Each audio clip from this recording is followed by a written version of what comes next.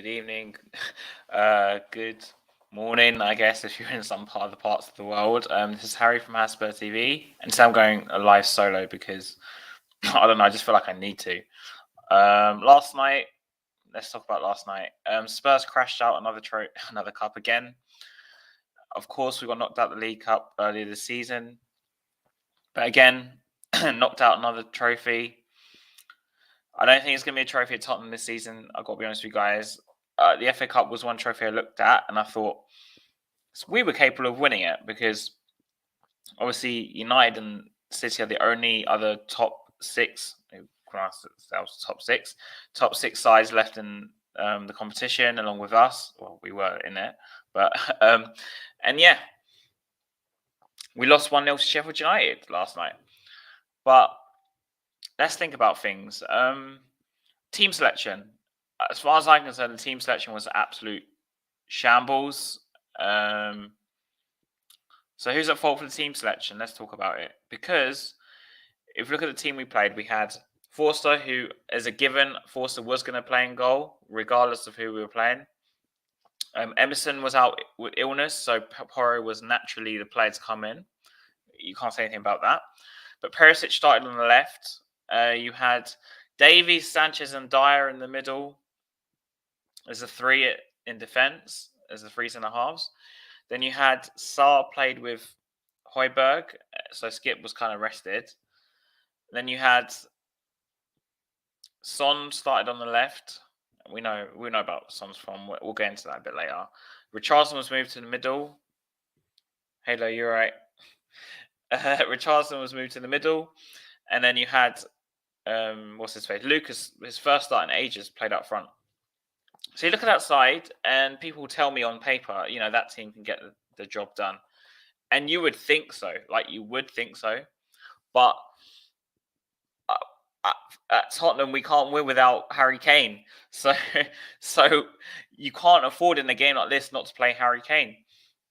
A lot of people slated Richarlison last night, but for me, he basically had zero supply, and I can't blame him for being pissed off by the end of the game because I think he had one or two shots, which are kind of like snapshots in the whole game. And you have Son on the left, who in like all his starts this season scored one goal. Or no, in 2 games. Sorry, he scored 2 against Preston, but 1 Premier League goal in all his Premier League starts.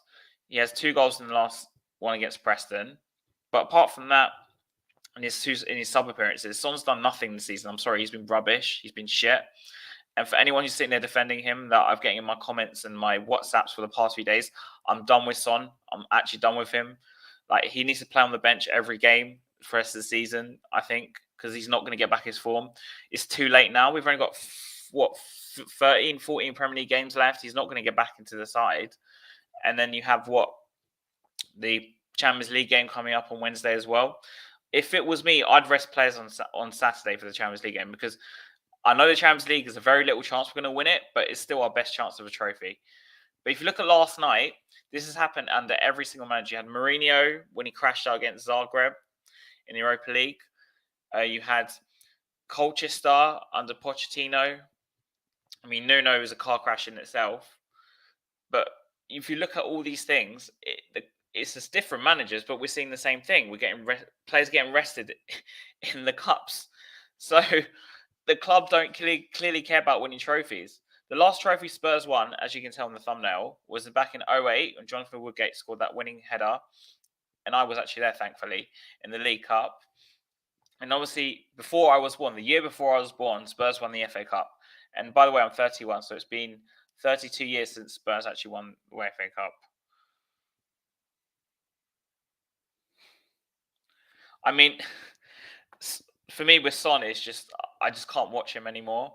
Danjuma, I mean, he came on last night, did a bit of things, but again, Danjuma, is he a player that Conte wanted? I don't think so. Perisic, I'm quite disappointed in him. Very disappointed actually, because I thought he would be our best player this season, considering the experience he's had. Richarlison, I'm kind of a bit iffy on him because he's looked good the past couple of games because he's had some regular game time. But I'd rather see Richarlison on the left than Son if we're going to carry on like this. But for me, why are we resting players in the one competition we can actually win? We rest players.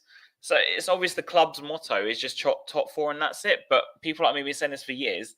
And then I've been arguments on Twitter today with someone, well, not really arguments, maybe it's more a debate. And someone telling me, oh, well, you'll be happy if we finish top four or if we win games. Well, of course I'm happy if we win a football match. I'm a Spurs fan. But if you tell me if I care about finishing top four, I don't give two shits. Like, honestly, because when we finish in top four, we never push on as a football club. So what's the point? You might as well just rest players in the league and play the strongest team in the cups, because that's the only way we're going to actually win a trophy. And Spurs do not have the squad capable of resting players. We saw that time and time and time again, years upon year upon year upon year. Like the League Cup that we won in 2008 was because we played our strongest team for the majority of that competition, with obviously injury aside. But we did play our strongest team for what I can remember. And yeah, therefore we won the trophy. But after that, the club's focus, and I even think the club's focus before that, I think I was kind of like a byproduct of luck. But the club's focus has always been just finishing in the top four. If you look at the statement put out in response to the trust about Spurs' success, they cited that Spurs finished 17 out of the last 18 seasons in Europe. And that's what Enoch and Levy, whoever wrote that statement back to the supporters trust sees. Yeah, exactly. Yeah, but is top four a trophy to me and you? No, I don't really care. Yeah, okay, I can see what you're saying, Leo, because I've seen this argument before, and it's nothing against you. But we've had Sessegnon play on the left as well, yeah, along with Son, and Son's still been his shit. I'm sorry, he's still been his shit this season. Yeah, I mean, yeah, exactly. Spot on. I mean, I'm kind of just tired. Last night where I was watching a game, just in reference to this, and I was on my phone half the time because we were so bad. It was so boring to watch. Yeah, unfortunately, it's just Son this season. I can't pin what the problem is, because obviously some people will say about Salah, yeah, because Salah's had a massive drop off too. But with Son, to me, it's like I think we kind of overrated him a bit. Like, obviously, last season there were arguments before he got the Golden Boot whether Son was world class or not. Like, to me, he falls in that bracket just below players like Hazard were, back in Hazard's prime, of course. But like for me, Son, I think, relied a lot more on Kane to get his goals, right? Because the Son and Kane link up, of course, right? But this season, I think Kane's still performing. But hey, what's up, Friday? Kane's still performing, and Son isn't. So is the Kane Son link up? Is that the problem? But we can't. It's just like, I am a huge Son fan too, but I can't, like, for me, he's been in the team way too long. Like, honestly, I would have dropped him before the World Cup because, like, look, with Richarlison, right? Is this the first time this season? Bearing in mind we only have about 15 games left, where he's finally got a run of games, right? This is, I think, his third start on the trot. But it took us this long. It took us this long to use Richarlison as regular game time, right? Early this season, making sub appearances. He made the odd start, obviously, in the Champions League against Marseille, and he played on the right a few times when Kulusevski was injured. But this is the first time Richarlison's got some regular game time as a first teamer, right? But it took us till March or end of February for this to happen. And how can you expect the geezer to perform when this is like his third game in a row only? And like, with Richarlison, right? I say this to people. You look at Son's first season at Tottenham Hotspur, right? He was barely as a regular in the side, yeah? He scored, I think, Palace on his debut. He might have got, I think, 2 or 3 other goals that season. But Son wasn't actually a starter in his first season at Spurs. It took him like 2 to 3 years to actually be a first team regular. And for me, the best of Son and Kane we saw was under Mourinho. Yeah. That's all Levy cares about. I just want to finish the top 4. But it's like, well, if you kind of have to use the same argument for Richarlison, because Richarlison again has come in, he wasn't a first teamer. You kind of have to give him like a year or two to kind of like give him a chance, yeah. And with Richarlison, he scored a goal a game. I think it was a goal every 3 games at Everton. I think that was his average, which kind of mirrors to what Son was doing at Leverkusen. Actually, if you check the statistics, because all these Son fans need to want to throw statistics at me. But it's like you have to use the same sort of thinking towards Richarlison as you did with Son when Son came in. Because the reason we're pissed off with Son now, Yeah, exactly. How you expect the guy to perform when he's like barely playing? I just don't. I don't understand it.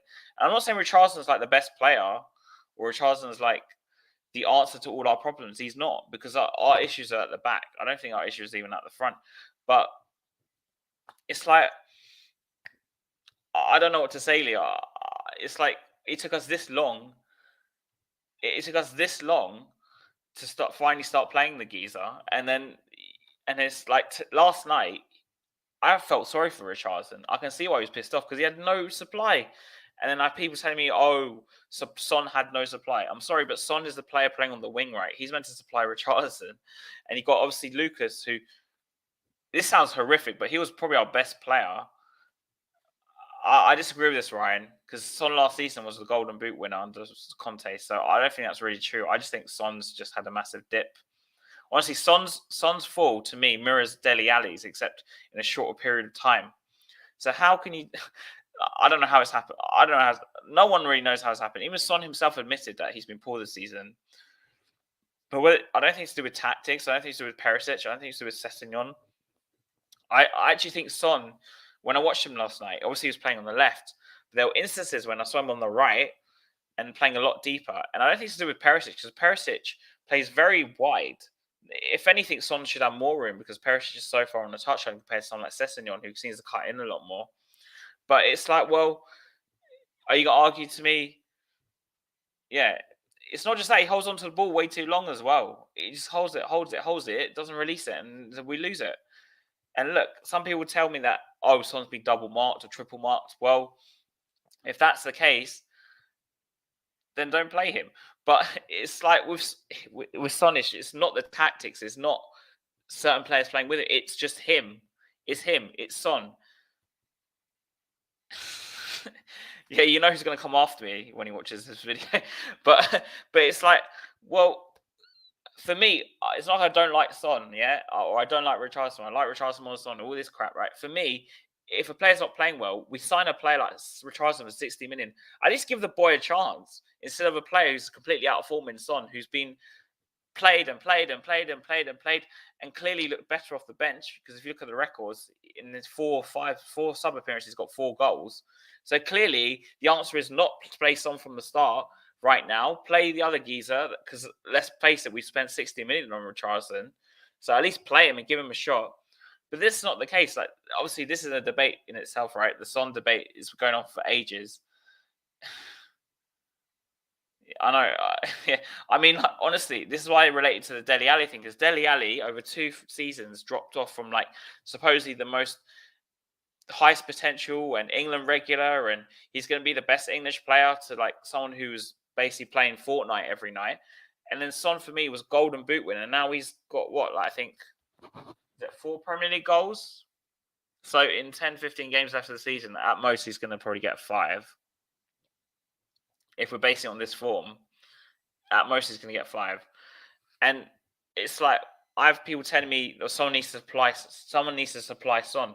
Well, there's those same people who tell me someone needs to supply Son. The same people telling me that Son is like, can't be criticized. He's like the best player. Well, if Son is the best player and he can't be criticized, why does he need other players to supply him? He surely can do it himself. That's my argument. Surely he can do it himself if he's that good.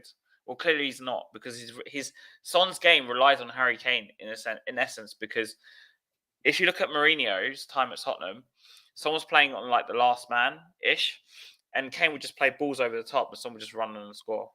That's basically what it was. Okay, he scored a couple goals where he cut in off the left and whatever, but the Kane-Son link-up, Son relies more on Kane than Kane relies on Son. Let's just be honest there. And people should know this from the start. But resting players last night was an absolute fucking farce. Like, Sheffield United was second into the Championship. So why are we resting players against a team which clearly are capable of... Like, Sheffield United, to me, look better than a lot of the teams that we played this season that we've actually beat in like the lower ends of the table. Sheffield United will get promoted, and credit to them. They deserve to win last night. They wanted it a lot more than us. But this game is just a repeat of Borough last year, a repeat of Colchester, a repeat of Norwich at home, if you guys remember, when we went to penalties. Because Levy always tells managers to rest players in the cups. Mourinho left the club because he fell out with Levy because he didn't want to rest players in the cup. He wanted to rest players in the league for the cup. So there you go. That's who's at fault. But it's just painful. Another thing about Son, because we're on the topic of Son, because I knew this was going to come up. For me, because Son's lost his pace, and his place as well. The best thing with Son is you're gonna have to play him through the middle. If you can get something out of him, you're gonna have to play him through the middle. Hey, big up Parker, you're right. Like you're gonna have to play Son through the middle if you're gonna get something out of him, in my opinion, because he's lost the pace he had partly, and obviously teams have kind of found out. But if you look at the Preston game, that was Son's best performance, right? And for me, if you're gonna have to play Son through the middle, unfortunately. I say 150.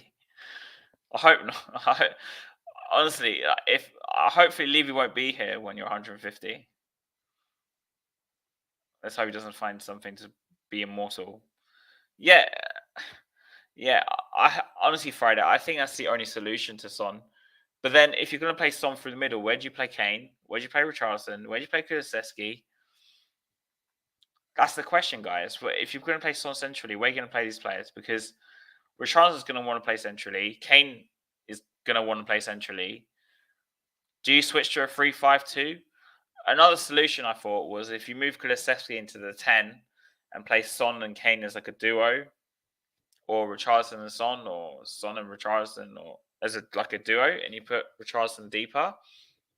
That kind of makes players like Danjuma redundant, Lucas redundant, because you're changing the formation to traditional 3-5-2 with Kulusevski as the 10, and you got two strikers. So, but I'm with you, Friday. I don't see Son doing anything on the left this season.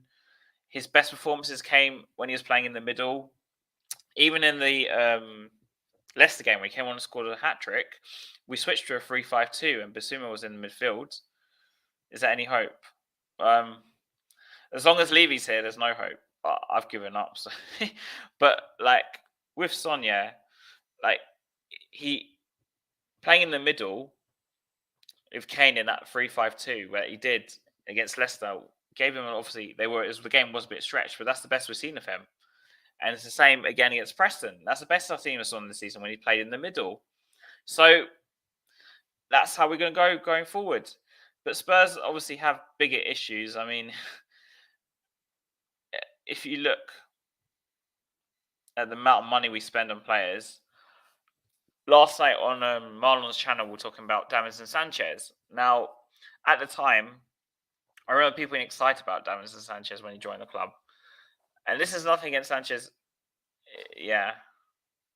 I have to agree with you, Leo. I don't think we're going to see better of Son. I think that was his best season last season.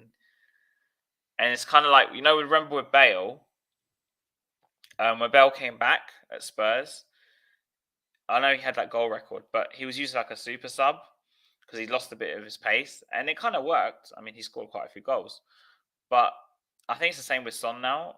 He's hit 30, he's lost a bit of pace, and I think we kind of have to use him in that way, or we have to play him in the middle, because when these sort of players lose their pace, they become just finishers. And Bale, like I just used an example, is a good example because he came back to Spurs, he lost a bit of pace, and he became just sort of like just a finisher. He was brilliant at it, but he was just a finisher. And unfortunately with Son, it's the same sort of road we're going down with. He's just become a finisher. But yeah, and it's like, you look at Davinson Sanchez, right? We signed him for £42 million from Ajax on the back of 1 year. And bear in mind, people might not know this, but Sanchez didn't come from the Ajax academy. He was signed from a club before he went to Ajax. And yeah, and I don't know who scouted Sanchez, but clearly it wasn't good use of money. But you look at someone like Sanchez last night, it was absolute clown at the back. In a game like that, Sanchez is literally like the last player you play. You should have stopped Romero on the right, at least to help Porro out, because Porro is sort of trying to gel into the side, right? So surely you play the best right-sided centre-half to help him out in Romero. I mean, if you look at someone like Harry Kane, is Kane going to win a trophy at Tottenham? No, he's not. if he left tomorrow, would I be unhappy? Yes, I'd be unhappy if Kane left. But for his own sake, Kane needs to leave to win a trophy. I just don't. Yeah, I think. But we all know, Parker, that he's going to play the strongest team. So I think Richardson's probably going to play, and I think he'll play. Who was playing on the right? Kulusevski, Richardson, and Kane again. I think he'll play that. Do you remember Mourinho said he actually targeted Sanchez? He targeted Sanchez in the cup final. We went and bloody signed him. And it's like, it's just, you look at obviously Dyer, this rumoured new contract thing is actually a real thing. So it's like, who's giving these contracts out to Dyer? Davies signed a new deal, a new 3-year contract, I think, in the summer. So to be fair to Davies, at least he's like somewhat, like he's very average, he's average, right? But at least he can sort of do a job. But last night, you can't pair Davies, Dyer, and Sanchez. We know there's calamitous 3 at the back. They're just honestly, they're bloody awful. And it's like, when I go back to Sanchez, I say this because it's poor scouting, number one, because he signed off for 1 year at Ajax. So that, to me, that's really poor scouting. He didn't even come from the Ajax academy. So how did our scouts suspect him to have the Ajax sort of way of playing? You know, that knowing how to use the ball. I think Sanchez is the only Ajax centre half I've seen, or even sort of ex-Ajax player, who cannot pass a football. He happens to play for Tottenham. And also, they were signing because of potential. They thought, we can sign Sanchez for 40 million. He's 20, I think it was 23, 24 years old. And we can sell him on for like 60, 70 million in a few years. But again, it was an opportunistic signing because, of course, we lost Walker. And I think, looking back, and I say this a lot to people, Pochettino was forced to adjust his system because of Walker's sale, right? We sold Walker, we bought Sanchez, and he used Trippier, obviously, as the main right back, but he moved Sanchez into the 3 at the back. So he had Toby, Jan, and Sanchez. Then he had Trippier or Aurier as right wing backs. But it's because he realised he lost the pace of Walker, so he had to use Sanchez there. Anytime Sanchez played in the 2 for us, he's looked bloody awful. And the fact now he's playing with a 3 and he still looks rubbish is, I think, more to do with the 2 other centre halves with him. So I've always had this argument with people where I think these players like Davies, even Dyer to an extent, even Sanchez, if you're pushing it, you know, these players in a squad of, say, 24 players, right? You have 3 players like this. You say you have Davies, Dyer, and Sanchez. There's 3 players like this. Just as an example, just hear me out. But the other 20 are top class players. If you play an 11 and you have one or two at the very max of those players in the 11, you can get away with it because you have 9 top class players with 2, like, say, average-ish players. You can kind of get away with it. But at Spurs, unfortunately, you have majority of the squad which is average, and then you have only 2 or 3 players who are, you know, the top class echelons like Kane. And I think someone like Kulusevski could become that sort of player. But this is what the problem is. It's like Davies and Sanchez and Dyer. It's actually painful. Like, honestly, it's actually painful to watch. It's so painful to watch. Davies, Dyer, and Sanchez is just fucking horrific. And last night, I don't know if anyone's seen the statistic. Give me a second. Let me just get this up. Let me find this. Let me find this. I'm sure you guys have seen this tweet, but let's just get it up. Let's just get it up. Where is it? I've seen this. Find it. There we go. There we go. Let's go to screen share. Give me a second. Yeah, we won't leave it out. Let's go to. Where is it? Share screen. Share screen.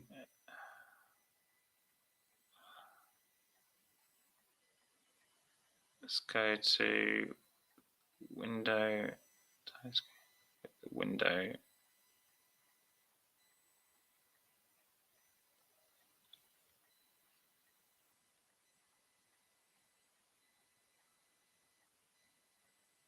Can you guys see this? Yeah? Starters in defence the last 6 times we've knocked out the FA Cup. Dyer, Davies, Sanchez, 17-18. 18-19, Dyer, Sanchez. 19-20, Dyer, Sanchez. 2021, Davies, Sanchez. 21-22, Dyer, Davies. Obviously last night, Dyer, Davies, Sanchez. Yep. Can you not see the common denominators here?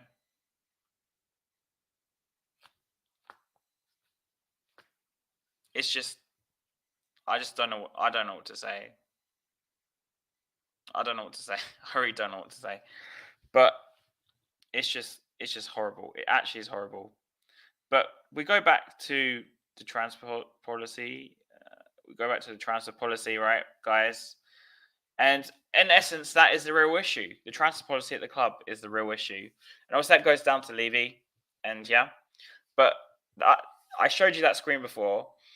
And the transfer policy is the reason why we are where we are at right now. Which is nowhere. Yeah, exactly. Dyer, Davies, and Sanchez are still here after 6 years. 6 years. Oh my God, Sanchez is still here and it's been 6 years. Davies is still here and it's been almost 10 years. I think it's 9 years. 9-ish years, almost. And then you have Dyer as well. Dyer and Davies actually signed the same transfer window. You guys don't remember, in 2014 under Pochettino. And it's been almost 9 years they've been here at the club. The three amigos. If you want to put it that way. It's just the three musketeers, the three amigos. But like, to me, it's just, it goes to show the club don't really care that much about winning trophies. We still have the same players we had back then. And it all comes down to the transfer policy. I'm sorry, guys. That's really good. The Three Stooges. That's disrespectful to the Stooges, actually. But you know what I'm trying to say? That's why these players are still here. Dyer's getting a new contract. It's just, honestly, it's just actually painful. It's actually painful. But why are we surprised? Guys, why are we surprised with this? Because last night, I wanted us to play our strongest team, but I knew we wouldn't. Because I've seen it so many years of this, where we just rest our best players in these competitions for the league, just to finish in top 4, to make the Champions League, that we never win. Okay, we got to the final, but that was kind of lucky. But into a competition, the Champions League, that we never win, because when we make the Champions League, we never buy players to fit that caliber. You might get the odd one, Van der Vaart. People point to Van der Vaart and say Levy special, but he was one player who I actually love, Van der Vaart, but he was complete luck. If guys really want to know, Van der Vaart cost 15 million the day before the transfer the deadline day, yeah? But only because Van der Vaart dropped to 8 million that Levy made a move for him, yeah? If it wasn't for the price dropping for Van der Vaart, he wouldn't be at Tottenham Hotspur. If you listen to Redknapp's interview at Sky Sports, he actually talks about this. So just search Van der Vaart, Harry Redknapp on YouTube, and he says that the day before, Van der Vaart was on for like 15 to 20 million the day before deadline day. But when deadline day hit, obviously Real Madrid were trying to get rid of their players, yeah? Because I think they had a new manager and they had all these Dutch players that the new manager didn't really want. And thankfully for us, Van der Vaart was on the market. So they obviously, Redknapp was not going to say no to Van der Vaart, was he? And because he cost 8 million, and obviously at the time 8 million was still relatively cheap. I think the highest amount of players were going for like 40 million, I think, around that time. We're talking 2010, by the way, so that's about 13 years ago. The market was a bit different, but 8 million was sort of like nowadays, an 8 million probably equates to like a 20 million pound player, I think, nowadays. I think it's something like that, 25 million maybe. And yeah, that's why we signed Van der Vaart, because his price dropped. If Van der Vaart was still at that 20 million on deadline day, or 25 even, something like that, I don't think Levy would have signed him because of his age. Van der Vaart, I think, joined at 27, 28, from what I remember. Obviously, he wasn't exactly in his peak. it was kind of just after it. Van der Vaart was a quality player for us, but he was the only Champions League player I remember us signing since we made the Champions League. And like I said, it was only because his price dropped. It's nothing to do with us going out there and scouring the market and saying, look, we want someone like Van der Vaart. We need a creative player to fit this new system that Harry was playing. But at the time, Harry was actually playing a 4-4-2. But obviously, and no manager's going to say no, someone like Van der Vaart's going to come to the club. But he's the only player, hand on heart, I can say we signed as a Champions League level player since we made the Champions League. People will tell me Wanyama. People might tell me, oh, Richarlison. And don't get me wrong, I like Richarlison, but he's not a Champions League level player just yet. And Perisic, but again, Perisic was a free transfer. He was 30, 34. We only got him because it was a free transfer. If Perisic cost even 10 million, I don't think Levy would sign him because we saw with Trossard, because Trossard was 28, Spurs were reluctant to pay over, I think, 50 million for him or something. And then we had the Malinowski issue. Do you remember Malinowski? Again, I think he cost 20 million. Maybe did he go for 20 million, 15 to 20 million? Spurs weren't prepared to pay more than like 12, something like 12, 15 million for Malinowski. So he didn't come to Tottenham because obviously Levy looks at the age of the player and he thinks, I'm not going to pay an extra 5 million for a player that I can't sell on for the next like 5 years. But that's what I mean, because it's always profit over glory. There are clubs that look. You look at Arsenal's model, right?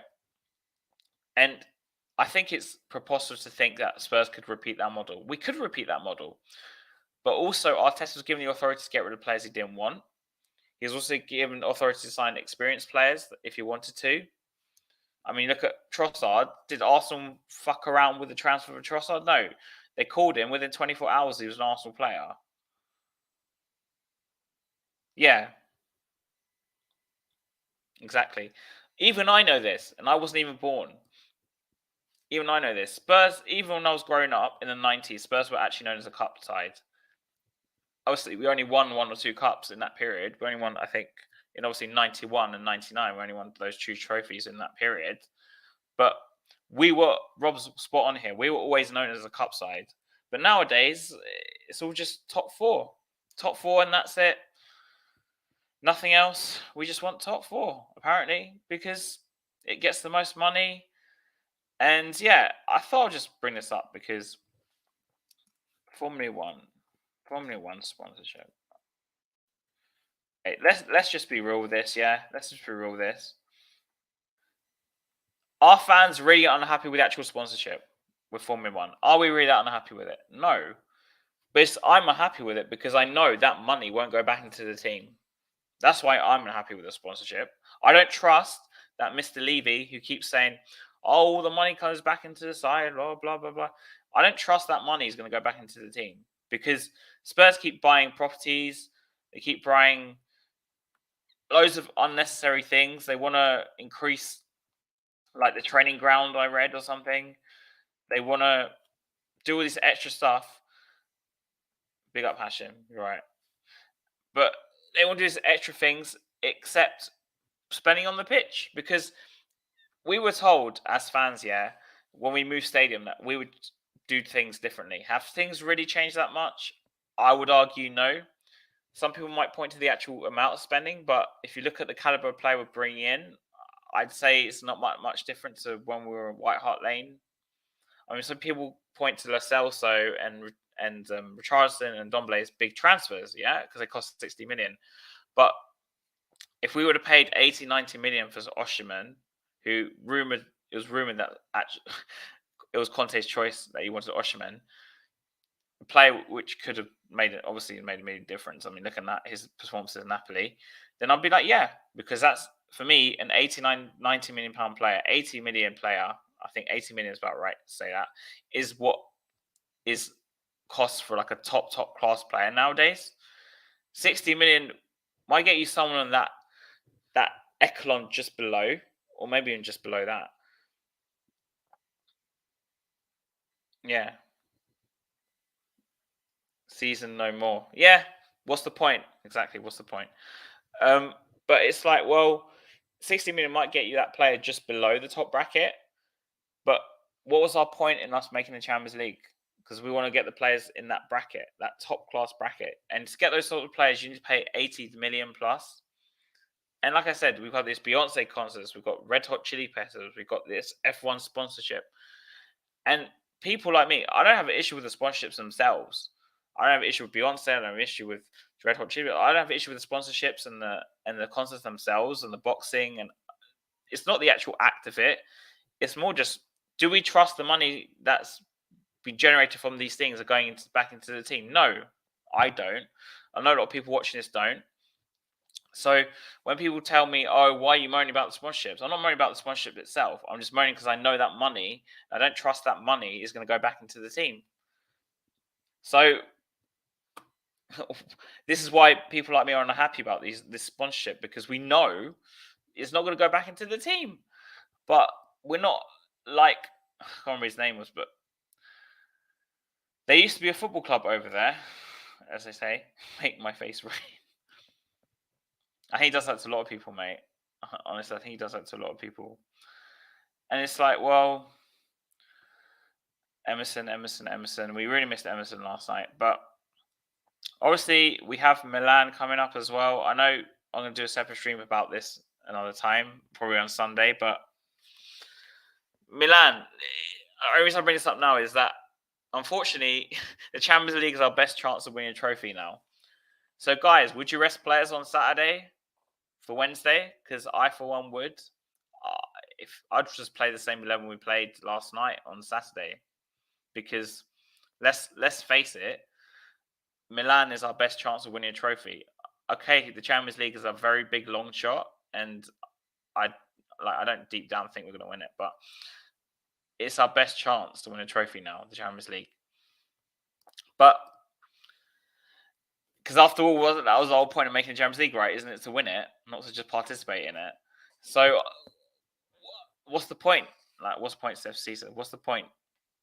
What's the point of making the Champions League? For us to win it? So it might as well rest players, right?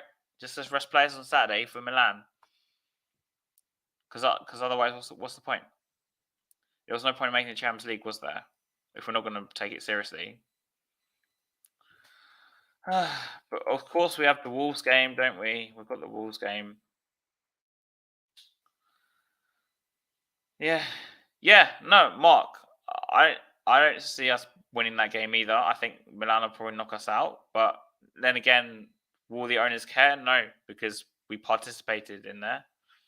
So participating in the trophy is enough for the owners. Not winning it, just participating is enough. Yeah, I'm not very confident either. But we've got Wolves. So for me, I don't care about the league anymore. Of course, I want us to win games, but I just don't really care, because we're just going to try and finish top 4, make the top 4. And us, Mark Cousins says, we'll make the top 4, we'll make the Champions League, but we'll just get knocked out again. And it's just a vicious cycle. Like I said, that's the caption of the video. It's a vicious cycle. Because as long as Levy's here, he's only going to care about finishing top 4 and participating in the Champions League, because you make more revenue just participating in the Champions League than you do winning an FA Cup. I think you win. Yeah, all hope is gone. All hope is gone. Would Dye even make a championship team? Would Sanchez even make a championship team? I think Davies would make a championship team. But if you guys want to know, Dye's the only centre-half I've seen that doesn't actually tackle. He just does his little dancing around trying to avoid the tackle. So it's just like, it's championship level. I think it's been a bit generous, actually. I think it's worse. But anyways, I know it's all Levy. But it's like, what I'm trying to tell you, and this caption of this video, it's a cycle. So like I said, we might finish in the top 4 this season, because we'll drop out of all the other competitions. We've dropped out of the FA Cup and the Carabao Cup already. And if we lose to Milan, we'll probably also drop out of that. Or even if we don't beat Milan, we'll drop out of the competition. So right now, it's just top 4 again, isn't it? We're just going to focus on finishing top 4. Which, to me, of course, I want us to win the games. I'm a fan. I'm a Spurs fan. But where we finish in the table in the Premier League, I've got to be honest with you, I don't really care that much, because unless we're going to win the title, which we're not, because Arsenal could probably go win the title, or Man City. Fingers crossed, Man City win the title.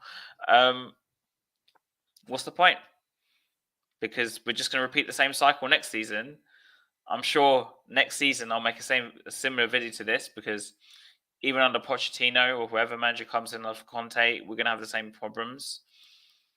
The only manager I remember who wanted to take cups seriously, like very, very, very seriously, was Jose Mourinho. He was so emphatic about this as well. He wanted to play his best 11, which is why he was sacked. Yeah, that's why he was sacked 6 days before the final, because apart from the Super League fallout,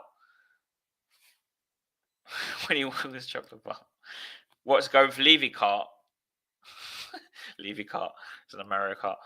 But so Wolves now becomes obviously our biggest game, because for the club, at least, for me and you and anyone else watching this, is Wolves the biggest game? For me, it's Milan.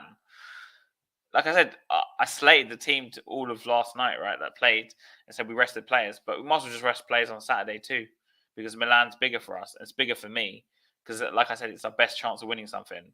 Not that we will, but out of principle, we need to play our best side on Wednesday. And I think, like, I don't know what is Kane thinking, because we ain't winning the title. We dropped out of all the cups. Yeah.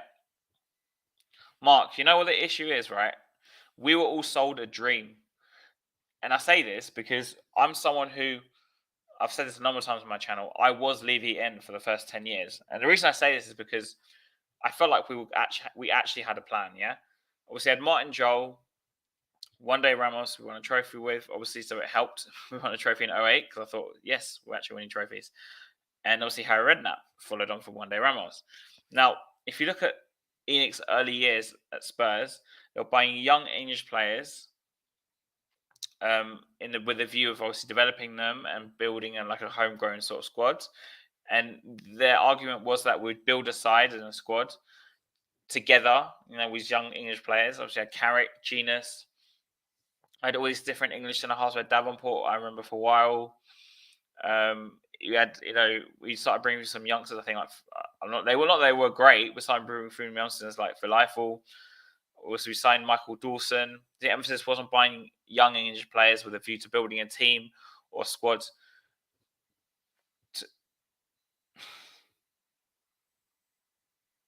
To try and transform. And then it's like, well, there was a plan. There was actually a plan, and I bought into that. Big up, Luca. You guys probably win the title, but anyways, I bought into that as a young fan. So we're talking about 2002. 2002, yeah, say 2002. So I was like 10, 11, something like that.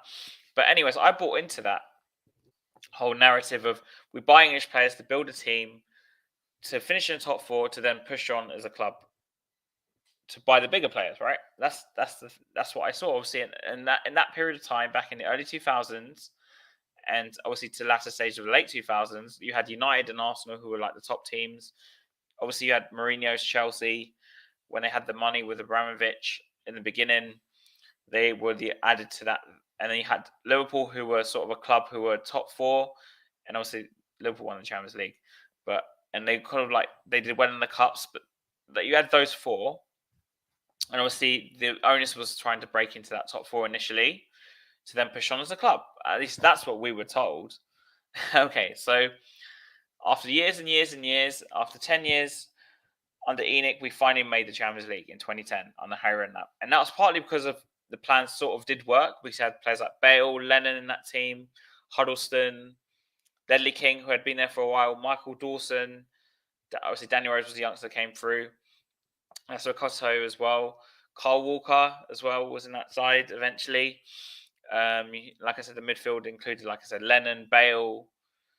And obviously you had the strikers. You had Defoe, who had been a long time servant at Spurs at that point. And obviously Crouch came back as well. But that team was sort of like because it was a coming of age for a lot of these players, like Lennon and Bale, was a coming of age for them when we made the Champions League in 2010. So there was hope, the plan sort of worked in some aspects. The plan sort of worked, yeah. The plan sort of worked to me, yeah, just in my opinion. But and I did give them some leeway with that first window. We didn't push on as a club since 2010, and we haven't. Obviously, it's been 13 years, and we still haven't pushed on as a club. When we made the Champions League in 2010, our signings were, like I mentioned, Van der Vaart, who was lucky, Gallas on a free, Sandro, who was unknown, and I think that was it. We signed someone like PNR, I think that January after or something, but Kumalo, yeah, Kumalo was actually signed when we made the Champions League. It's a bit baffling, isn't it? But those players were not Champions League level players. Now, I gave them, like I said, 1 or 2 years of like leeway, yeah, before I turned Levy out. We get to January 2012.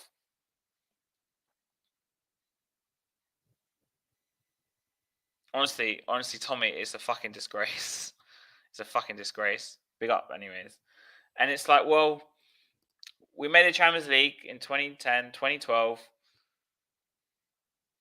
Why did we not push on as a football club? Well, it's because, yeah, I know you're spot on, mate. You're spot on. We can't rest players in games like this. We can't. So we made the Champions League, I said, and then lo and behold, what happened? We didn't spend the money to push on as a football club. And this is why people like me say someone who was Levy in for 10 years are very Levy out now, because we were sold a dream. We were sold a lie. What the P? WTP? Is that meant to be what the fuck? Or okay. But we were sold a lie under Levy. We were sold a dream that when we made the Champions League, we'd push on our football club. But we didn't. So here we go. We're just repeating the same cycle as we did back in 2012 and 2010. We did it under Pochettino. We made the Champions League. And we signed in Kudu, Sissoko, Paul Lopez, Vincent Janssen, players like that who were fucking awful. We got Wanyama, but again, it's only because it was cheap and had a year left on his contract. But we didn't push on as a football club. And this is why the same cycle keeps repeating itself over and over and over under different managers. Conte's just another one who made the Champions League. Again, people talk about this massive summer we're going to have last summer, yeah? Obviously, it didn't fucking happen, did it? We got Perisic on a free, Richarlison, obviously, and we would have played Blackburn as well. Oh my god! But it's like it's just a cycle, and to me, the manager don't work, man. Whatever manager doesn't matter. It doesn't matter. It's the same cycle. We're just going to repeat the same cycle. It doesn't matter to me at all. It really doesn't matter to me. It doesn't matter. It's going to be the same cycle.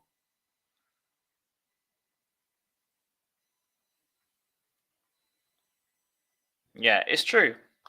But the problem is now, guys, is that we've got to a point where we have so much dross and so much crap in that squad. We have to replace so many players in such a short period of time. Now you guys are gonna laugh at this. So before I started this stream, I went to the gym. Yeah. Yeah, it's true. Actually, that's true. So I went to the gym earlier, right? And I saw one of my friends there. He's a Spurs fan, and we started talking about the game, saying, "Oh, why didn't we play our strongest team?" Thankfully for him, he actually missed the first half, so he didn't get to watch the dross in the first half. But we talked about it, and then suddenly someone else in the gym turns around. He's watching us talking about Tottenham, right? And he goes, "I'm a Tottenham fan. Fuck Tottenham, we're shit." And he was like, "But what I'm trying to say, guys, is there's so much dross in the squad. Obviously, David Cyrus Sanchez, obviously obvious ones, right? But there's so much dross in the squad and so much lack of quality that you're talking about Spurs need to sign at least like 10 players over the next 2 windows. But I'm not talking 10 squad players. I'm talking 10 top quality players to come in straight away and make a difference. Yeah, exactly. It's like there's so much dross that you need to replace. And if you're adding another manager to this as well, say Pochettino comes in, it doesn't matter which manager, Pochettino might come in and say, I want to play a 4-2-3-1. You're going to have to sign even more players to replace just the actual dross, plus someone like Perisic, who could be of use for at least for like 1 more season under someone like Conte. And it's like, well, and that will probably save you maybe 1 signing, something like Perisic. But you can remember like Pochettino, he won't want Perisic. or if De Zerbi comes in, De Zerbi's an unnamed being banded about, he won't work with these Asian players. Even some like I even bring up something like Porro, yeah, because Porro was signed as a wing back. Can you see Porro playing in a back four? From what I've seen, no. And I'm just being blunt. Porro struggles since he come in. So to me, the manager doesn't matter because even if we finish the top four under Pochettino, who comes back in, or De Zerbi who comes, or anyone else who comes, it's just going to be the same cycle all over again. Yeah, I'm sorry, but you're spot on. We need fucking 10 players. You got let's be honest. You look at we need a goalkeeper, maybe even 2 goalkeepers. If Forster's going to say we need a goalkeeper, you need 2 centre halves to start. I mean, people might argue you need 3. For me, we need a left back or left wing back because I would move Perisic further up and I'd use a Doji and someone else. And Sessegnon for me needs to fuck off. And you're on the right wing back, like I said, Porro. I'm not completely convinced. Emerson, I've praised him a lot the past 3 games, but whether he's going to continue his form for the rest of the season is debatable. I mean, against Wolves, he could be rubbish for all I know. So you could argue you need a right wing back too. So that's what I've just racked up 5 players, yeah? Bentancur, with Bentancur's massive injury in the ACL, it's questionable when he's going to come back as the same player as when he got injured, yeah? Coming back from an ACL is a massive thing. I always use it as an example. You look at Owen Hargreaves back in the day. I know how many of you guys remember Owen Hargreaves. He was a quality player. And then he had that massive injury. He came back and he was not the same player. Yeah, exactly. Look, I'm not saying Porro is not going to succeed, but you can't tell me, yeah, we need to get rid of so many players, mate. So many players. And it's like, well, I've just named 5 positions there. You've got 2 centre halves, a goalkeeper, 2 fullbacks. That's 5 positions, yeah? You need to add a midfielder to that, just central midfielder for me, because... And it's like, I still think... I think... Yeah, it's true, But that's 5 players I've listed, right? That we need 5 positions, yeah? That's 5 players. Plus, like I said, I think we need a central midfielder because of Bentancur's injury, because there's no guarantee he'll come back as the same player. You also look at Bissouma, who hasn't succeeded at Spurs. So, to me, there's question marks in central midfield still. 1 more central midfield, that's 6 players. Then you look at, we need a creative player on top of that, a number 10/attacking player. So that's 7 players. You probably need a winger now as well because of Son. I'm sorry, you probably do, because Danjuma and Gil, they're not going to be at Spurs either. So that's the one other position. Lucas is going. That's one other position. That's what 8 players I've listed. If Kane goes now, and this is a very big possibility, you need 2 players. For me, you need 2 players to replace Kane. You need a striker, possibly 2 strikers, or a striker and another creative player. So that's 10 players. Essentially, you need 10 players, right, to fix this issue. Yeah, exactly. Yeah. I mean, to be fair to Skip, since Bentancur's been injured, he's actually done all right. Yeah, exactly. We need to get rid of 8 players as well. Yeah. We need a conductor in midfield. You guys spot on, honestly. It's just the issue for me is like we need 10. I'm not joking. We probably need 10 new players because you need to kind of give leeway that some players won't succeed, right? So you probably need 10 new players. And the thing is, people need to realize is we're targeting someone like, look, I'm going to give us an example because I think this is really bad. Guehi as a target. Let me just write this down. Give me a second. Okay, so you guys may have heard that Guehi at Palace is like a target. Now, don't get me wrong. In the future, Guehi might become a very good centre half. And also, we're looking at Hincape as well, right? But I'm talking about Guehi here because I think he's the strongest link we've had, right? But is Guehi going to be the centre half that's going to come in, hit the ground running at Spurs, yeah, in the centre half, going to be able to manage someone like Romero on the right and Longley or Davies on the left? I think Longley's going back from what I've heard, but it's a bit debatable. Is Guehi really the answer to our centre half issues? No, he's not, because he's not experienced enough to come in and manage the other 4 bozos at the back. Because right now, Spurs need an experienced centre half, right, in the middle. Dyer's not the answer. We all know Dyer's not the answer. But someone like Guehi, It's someone again for the future. It's someone for potential. It's not the player's going to come in and make an impact straight away. I'm not saying he's going to be bad. Like, he might be a good player, but again, we're going the same route that we always go around. I haven't watched enough of Palace, but that's what I've heard. Yeah, exactly. This guy's a Leicester fan and he sees it. Why can't our other fans see this? So it's like, well, just signing young players is never the answer. If you look at someone like Man City, signing young players for them works. Shall I tell you why? Because they already have a core and a spine of a team, right? Plus, they have quality in all areas. So adding 1 or 2 young players to a squad like Man City's isn't bad because they're given time to develop. At Spurs, we don't have that time anymore. It's been 23 years in a 5-year plan. We don't have that time to develop players. Because we don't have a ready-made squad to give those young players coming in time to develop. We just don't. And people tell me to start from scratch. Well, we essentially are if I'm saying you to sign 10 players. The difference is you say start from scratch. To me, it implies... Yeah, maybe they do.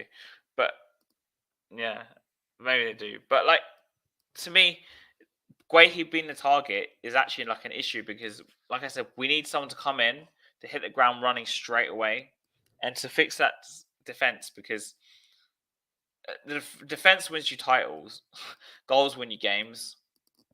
Yeah, but guys, this is what I'm saying. It's just Guehi as a target is just so wrong in so many aspects. It's just actually painful. Why are we targeting players like this? I just don't get it. I really don't get it.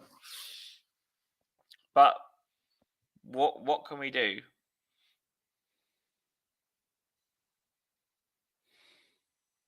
Yeah, Ellie, you did the right thing. You did the right thing. I hope she enjoyed her birthday, by the way. But you did the right thing. We were so bad; it was actually unbelievable. But it's just this in itself.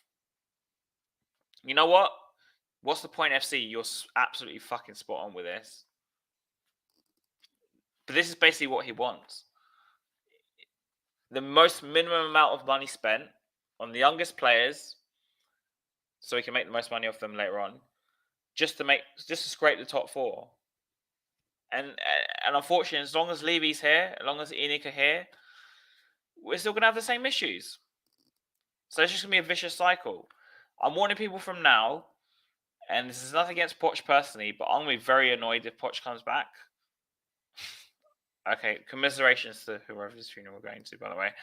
But even if Poch comes back, it ain't going to make a difference. We might get that small manager bounce.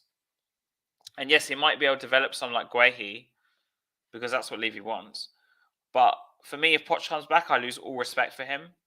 Because he was fucked over once. He's going to be fucked over again. Unless he's just happy, just finishing in the top 4. Unless that's what Pochettino wants, a comfortable job.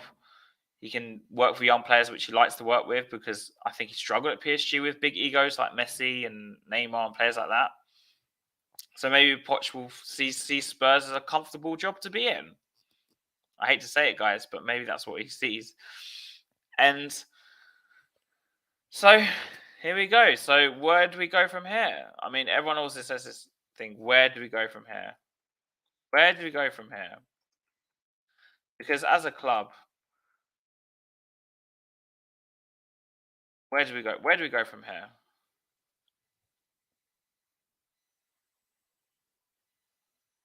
Yeah, that's what he cares about. But I've been saying this for years. This is why I don't like. It's not that I want us to lose games. I just don't care about we finishing top 4 or not. It just doesn't bother me anymore. I don't care. But where do we go from here as a club? Because we just continue going to repeat the same cycle over and over and over and over and over again, guys.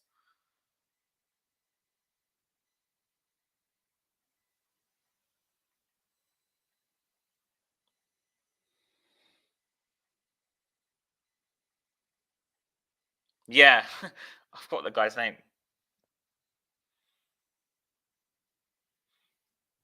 It goes to show you our scouts don't know what they're doing.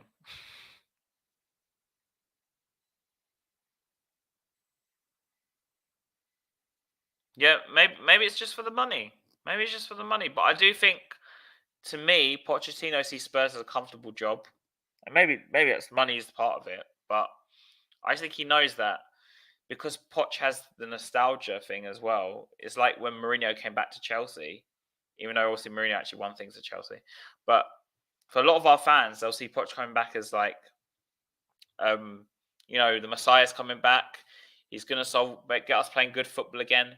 But to me, it's just you're just delaying the same thing's gonna happen. Like in 12 months, 18 months, we'll still have the same issues we had on the Conte with Pochettino, because yes, he'll have young players, but